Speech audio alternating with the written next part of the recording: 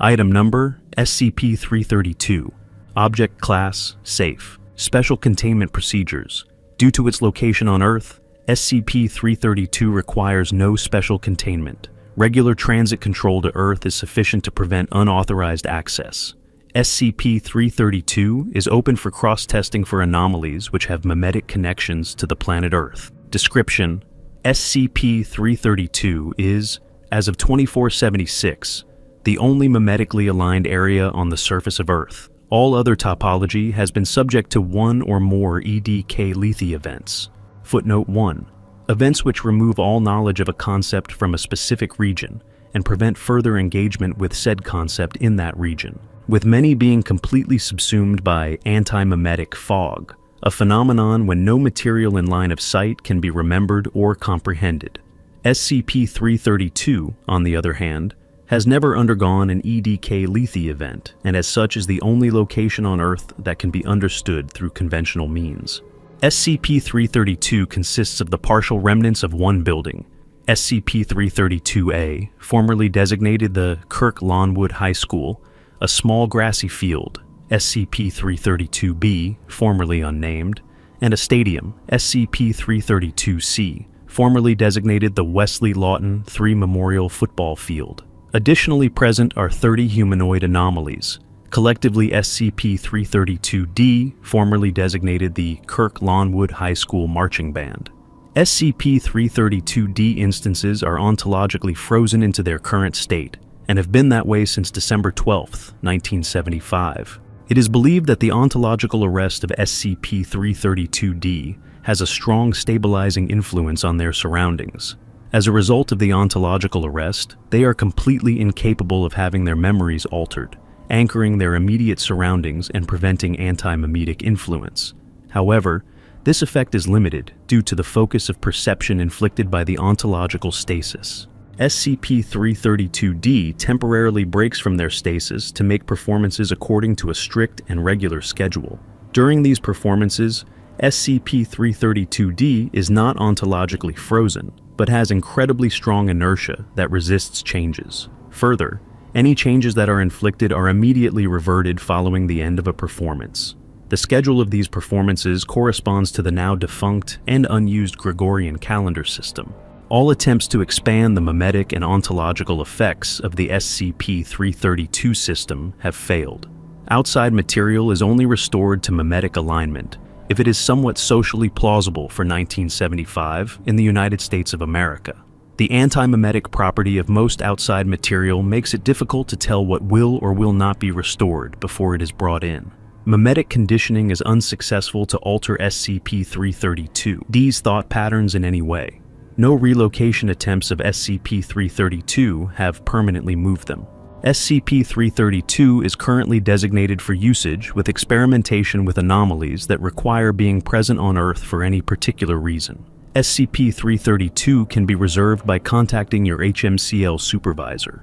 A Departmental of Historical Anomalies mineship lands on the far end of the SCP-332-C, which is not used by SCP-332-D. Two researchers, Professor Tilry Zorin and Dr. Fletcher Gunawan, exit.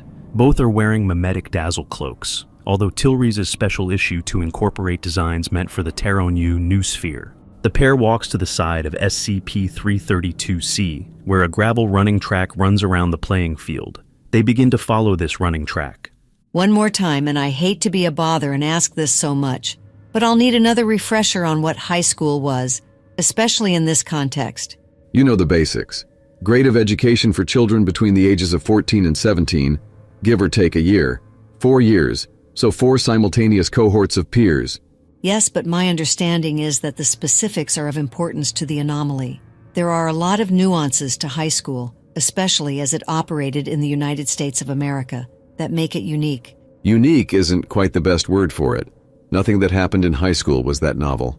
The collective combination of all traits is rare to find, though. So? There are a number of factors I can think of.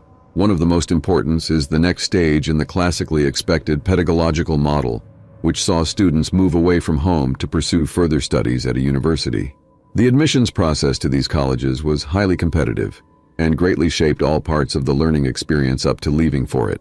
And these students were fourth years, so they were right on the cusp of this change? That's right.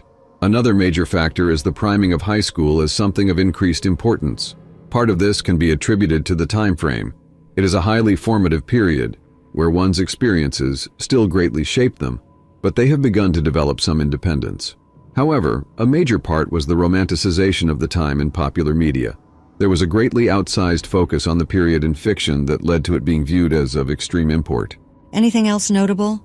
Those are the most important for the anomaly, I think. Come, let's sit down. Tilry and Gunawan finish their loop around the running track of SCP-332-C. They continue further, reaching one of the bleachers and climb up to the tallest row. They take seats and remove snacks. Tilry has brought sweet fried elvru root, while Gunawan has brought caramel popcorn and peanuts. They begin eating. The idea of schooling isn't new to me, of course, but so many of the cultural specifics continue to surprise me. So strange to think a 4-year period of your youth has that much relevance, let alone to hear that period is viewed as preparation for a different 4-year period. The second did have considerable importance, to be fair. Noted, but the anomaly is locked in the first of the periods, high school. The doors to SCP-332-A open and SCP-332-D exits. The assembled 30 humans begin marching through SCP-332-B to reach SCP-332-C. Music can faintly heard by Tilry and Gunawan. Here they come. Out of curiosity, when do they think that the last marching band played on Earth? Not this one. Somebody had to be playing right up until evacuation. 2041. Don't know anything about who or what. Following from that then, when would you say the last high school closed its doors? Probably around the 2090s, if I had to guess. That's about when the old Jovian reforms really got underway, which resulted in the unification of schooling and the resurgence of specialized trade schools. That makes sense.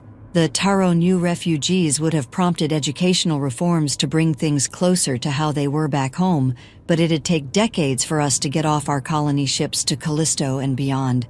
But I think if there's one takeaway, it's that traditions like these haven't been celebrated elsewhere in a few hundred years.